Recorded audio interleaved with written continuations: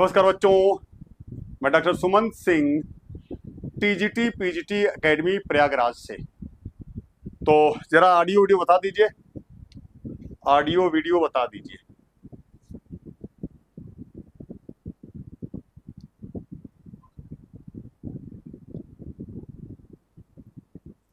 Audio video बता दीजिए।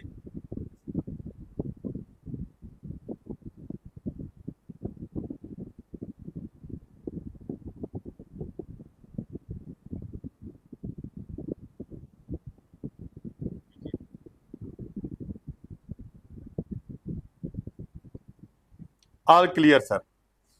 चलिए, ऑल क्लियर हो गया। मैं देखिए बात कर रहा हूं टीजीटी बायोलॉजी, टीजीटी बायोलॉजी 2026 की जो नई वैकेंसी है उसकी मैं बात कर रहा हूं। किसकी? एलिजिबिलिटी, एलिजिबिलिटी क्राइटेरिया की, क्राइटेरिया की मैं बात कर रहा हूं, एलिजिबिलिटी क्राइटेरिया की। देखिए ये बार बार एलिजिबिलिटी क्राइटेरिया की बात होती है, लेकिन बच्चे फिर भी पूछते रहते हैं कि सर क्या होगा सर, मैं थर्ड ईयर में जो है केमिस्ट्री और बॉटनी पढ़ा हूं, क्या मैं भर पाऊंगा कि नहीं भर पाऊंगा। तो ये मैं हमेशा देखता रहता हूं, कमेंट बना रहता कि क्या एलिजिबिलिटी क्राइटेरिया है। तो मैं आपको बता दे रहा हूं, इसीलिए वीडियो को मैं लाया भी। देखिए क्या है इसमें, आपको मैं बता दूं कि आपने क्या किया है, BSc bio, BSc bio plus आपके पास बीएड है, आप एलिजिबल हैं। बीएससी बायो और दूसरा क्या आपके पास है, वो बीएड है। अब आपको पता है कि बीएससी जो है 3 साल का होता है, बीएससी 3 साल का होता है, बीएससी बायो प्लस बीएड। अब जैसे क्या है इसमें, अगर आप जैसे आपका बीएससी में अगर आपने बीएससी 3 साल का होता है, 2 साल आपने जूलॉजी बॉटनी पढ़ा है, याद रखिएगा। यानी बीएससी फर्स्ट ईयर में, बीएससी सेकेंड ईयर में आपने जूलॉजी बॉटनी पढ़ा है, आप एलिजिबल हैं, प्लस आपका बीएड है, याद रखिएगा 2 साल। अब तीसरा सब्जेक्ट क्या पढ़ते हैं, इससे मेरा कोई मतलब नहीं है। आपने 2 साल जूलॉजी और बॉटनी पढ़ा है, आप एलिजिबल हैं। थर्ड ईयर में एक सब्जेक्ट छोड़ना होता है आपको, ज्यादातर यूनिवर्सिटी में। अब कुछ यूनिवर्सिटी ऐसी में जहां बीएससी ऑनर्स होता है, वहां 2 सब्जेक्ट छोड़ना पड़ता है, एक ही सब्जेक्ट से थर्ड ईयर में रहता है, तो उससे कोई मतलब नहीं होता, केवल 2 साल ही रहता है। तो मैंने क्या कहा कि आपका कैसे होगा, देखिए बीएससी जैसे आपका है बीएससी आपका ये first year, BSc first year में अगर आपने क्या पढ़ा है, जूलॉजी आपने पढ़ा प्लस बॉटनी पढ़ा है, प्लस बॉटनी पढ़ा है, जूलॉजी बॉटनी। और देखिए क्या है, BSc second year, BSc second year में आपने क्या पढ़ा है, जूलॉजी, जूलॉजी प्लस बॉटनी पढ़ा है। ये आप देखिए, आप इसी से 2 साल अगर आपके पास क्या है, जूलॉजी और बॉटनी है फर्स्ट ईयर और सेकेंड ईयर में, और आपके पास बीएड है, आप एलिजिबल हैं, याद रखिएगा आप बिल्कुल क्या हैं, एलिजिबल हैं। इसमें कोई भ्रम मत पालिएगा, 2 साल केवल आपका बीएससी फर्स्ट ईयर और बीएससी सेकेंड ईयर में जूलॉजी और बॉटनी है। मान लीजिए मैं तीसरा सब्जेक्ट भी बात कर देता हूं, अगर यहां आपने मान लीजिए ले लिया केमिस्ट्री ले लिया, मैं तीसरे सब्जेक्ट की भी बात कर रहा हूं, इस सब्जेक्ट से मेरा कोई मतलब नहीं है, लेकिन मैं अगर मान लू यहाँ केम है, केम है और केमिस्ट्री, यहाँ भी क्या है, केमिस्ट्री है, तो आपने पढ़ा क्या, zoology botany chemistry, zoology botany chemistry. आपके पास क्या है, 2 साल, ये देखिए, ये देखिए, ये देखिए, ये देखिए, प्लस बीएड है, आप एलिजिबल हैं। थर्ड ईयर में आपने क्या किया, देखिए आपने बीएससी थर्ड ईयर में, बीएससी थर्ड ईयर में अगर आपने, अब चूंकि थर्ड ईयर में ज्यादातर यूनिवर्सिटी में ये होता है कि आपको एक सब्जेक्ट छोड़ना पड़ता है, एक सब्जेक्ट। तो आपने जैसे मान लीजिए जूलॉजी छोड़ दिया, आपने लिया क्या, बॉटनी, आपने क्या लिया, देखिए यहां आपने लिया बॉटनी प्लस केमिस्ट्री, आप एलिजिबल हैं, आप एलिजिबल हैं, क्योंकि इसका कोई मतलब ही नहीं आपके लिए, कुछ भी लिए हैं कोई फर्क नहीं, केवल ये 2 साल वाला ही देखा जाता है कि 2 साल जूलॉजी बॉटनी है और बीएड आपके पास है, आप एलिजिबल हैं, आप एलिजिबल हैं। ठीक है, बॉटनी केमिस्ट्री, मैं और बातें कर रहा हूं, देखिए आपका मैं चल रहा हूं, देखिए आगे मैं बढ़ रहा हूं। देखिए बीएससी थर्ड ईयर में, बीएससी थर्ड ईयर में आपका क्या किया, आपके पास है क्या, जूलॉजी प्लस केमिस्ट्री, आप क्या है, एलिजिबल हैं। या आपका बीएससी, देखिए बीएससी थर्ड ईयर में आपका क्या है, जूलॉजी प्लस बॉटनी, आप एलिजिबल हैं। और जहां बीएससी ऑनर्स है वहां अगर थर्ड ईयर में एक ही सब्जेक्ट लेगा, कोई भी सब्जेक्ट लेगा, वो क्या है, एलिजिबल है। तो इस चीज को बिल्कुल कोई भ्रम मत पालिएगा, कोई भ्रम मत पालिएगा, ये 2 साल की बात ही केवल होती है, कोई भ्रम मत पालिएगा।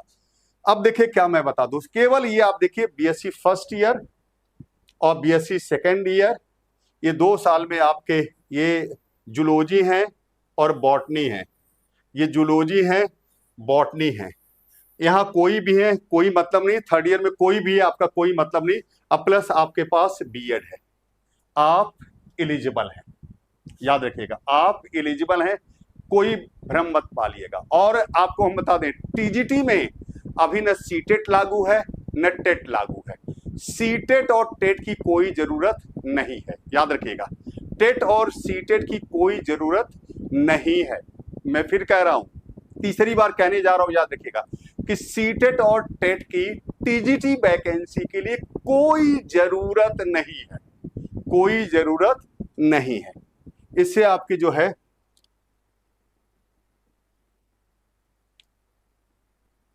बिल्कुल, देखिए मैं बता दूं, एक देखिए रोली पांडे कह रही हैं, मेरी विद्यार्थी हैं रोली पांडे कह रही हैं कि अगर हमने जूलॉजी बॉटनी और मिलिट्री साइंस लिया तब भी आप एलिजिबल हैं। यूपी टीजीटी में वो तीसरा सब्जेक्ट कोई भी हो, कहीं कहीं क्या होता है आपका, कहीं कहीं क्या होता है कि आपका जूलॉजी बॉटनी मिलिट्री साइंस होता है, जूलॉजी बॉटनी ज्योग्राफी होता है, जूलॉजी बॉटनी केमिस्ट्री होता है, जूलॉजी बॉटनी साइकोलॉजी होता है। तो अगर आपने तीसरी सब्जेक्ट के रूप में जो तीसरा सब्जेक्ट है जूलॉजी बॉटनी के अलावा मिलिट्री साइंस लिया है, साइकोलॉजी लिया है, ज्योग्राफी लिया है, या आप जो है केमिस्ट्री लिया, कोई भी सब्जेक्ट लिए तब भी आप एलिजिबल हैं, याद रखिएगा, तब भी आप एलिजिबल हैं। तीसरा सब्जेक्ट से हमारा कोई मतलब नहीं, यूपी टीजीटी की बात कर रहा हूं, आप यूपी टीजीटी बायोलॉजी की मैं बात कर रहा हूं, क्योंकि बाकी आप जगह जाएंगे केवीएस एनवीएस सब जगह साइंस हो गया है, तो वो टीजीटी साइंस हो गया, बायोलॉजी नहीं रहा। लेकिन यूपी में आपका अभी टीजीटी बायोलॉजी है, तो बायोलॉजी में जूलॉजी बॉटनी 2 साल आपने पढ़ा है फर्स्ट ईयर और सेकेंड ईयर में, और तीसरे सब्जेक्ट के रूप में चाहे केमिस्ट्री पढ़ा हो, चाहे मिलिट्री साइंस पढ़ा हो, चाहे साइकोलॉजी पढ़ा हो, चाहे ज्योग्राफी पढ़ा हो, आप एलिजिबल हैं, आप एलिजिबल हैं। चलिए अब देखिए, द एज लिमिट में भी 40 ईयर, करुणा शर्मा करें। अभी देखिए आपको बता दें, जो माध्यमिक शिक्षा सेवा आयोग है उसमें अभी अपर एज लिमिट कोई नहीं है, वहां देखिए अभी जो मिनिमम एज की बात है कि मिनिमम एज जो है वो 21 ईयर है, 21 ईयर्स, 21 साल मिनिमम एज है, लेकिन मैक्सिमम एज अभी अपर एज लिमिट वहां नहीं लगी हुई है, अपर एज लिमिट वहां नहीं लगी हुई। कहा, जो यूपी टीजीटी पीजीटी का एग्जाम उत्तर प्रदेश शिक्षा सेवा आयोग जो करवा रहा है उसमें कोई अपर एज लिमिट नहीं है। ये जो यूपीपीएससी एग्जाम करवाता है Uttar Pradesh public service commission, वहां जनरल के लिए एज 21 मिनिमम है और 40 साल मैक्सिमम है। लेकिन इस एग्जाम के लिए यूपी टीजीटी एग्जाम के लिए, यूपी पीजीटी एग्जाम के लिए अभी भी अपर एज लिमिट नहीं है, अभी भी अपर एज लिमिट नहीं है। एज लिमिट मैंने बता दिया बेटा, कोई अपर एज लिमिट नहीं है।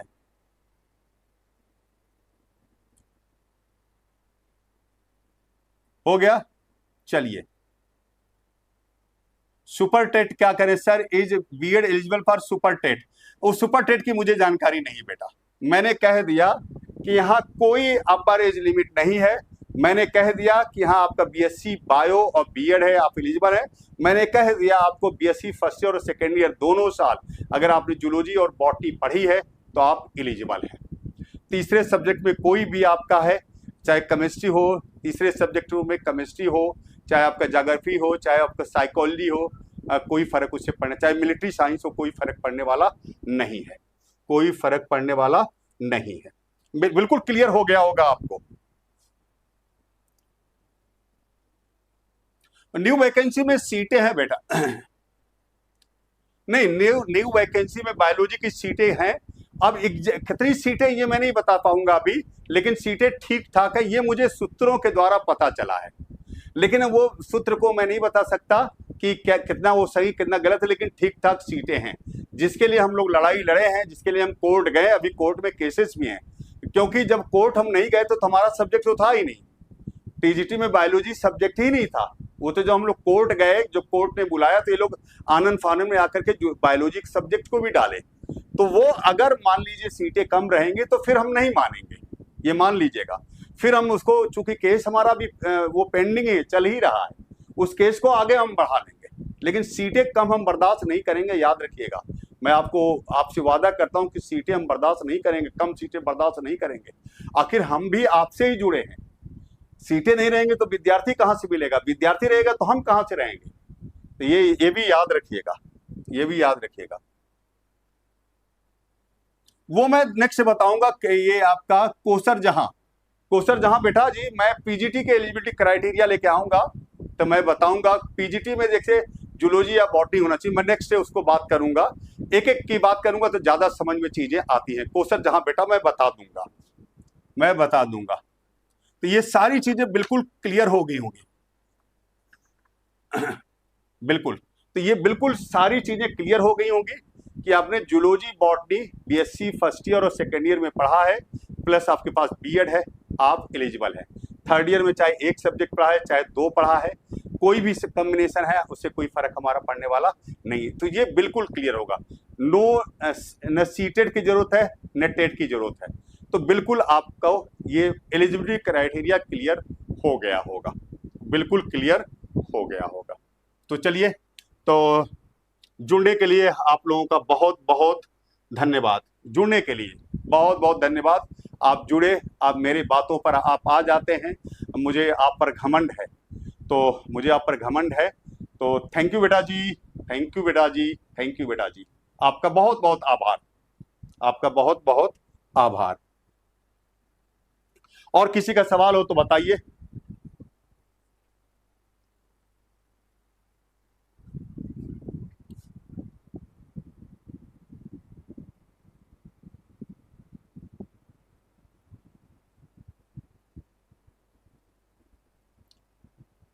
बाइलिंगुअल नोट नहीं मिलेगा बेटा, इंग्लिश में नोट्स मिल जाएगा। इंग्लिश में सत्येंद्र जी शायद हैं क्या, ये आपके सत्येंद्र कुमार। बाइलिंगुअल नहीं मिलेगा बेटा, केवल इंग्लिश में नोट्स आपको मिल जाएगा। इंग्लिश में आपको हैंड रिटेन नोट्स उपलब्ध हैं,